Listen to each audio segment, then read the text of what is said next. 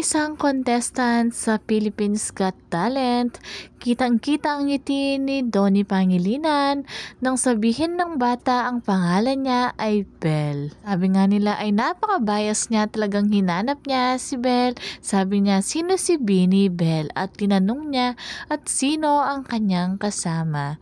Pagdating sa kanyang girlfriend, basta kapangalan lang ay talagang kikiligin na siya. Nga ang mga co-host, sabi nga nila, sabi nga ni Melay dito ay isipin mo na lang si ano, at kitang-kita sa kilig ng kanyang ngiti. At nagustuhan din ng mga netizen ang tandem ni Eugene Domingo at Donnie.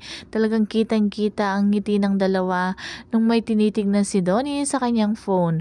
At akala nga ng mga netizen ay si Belle ang kanyang tatawagan. Nag-expect nga din si Eugene Domingo at tinagnin niya ang mga fans. At syempre play safe si Donnie, baka biglang sabihin ni Belle malaman ng nationwide ng relasyon ng dalawa. Kasi baka pag sinagot niya ay sabi niya, hello babe. Nag-post din ng tito ni Donnie at sabi niya, etong napakabait kong pamangkin. Talagang pinagmamalaki nila sa kabaitan si Donnie.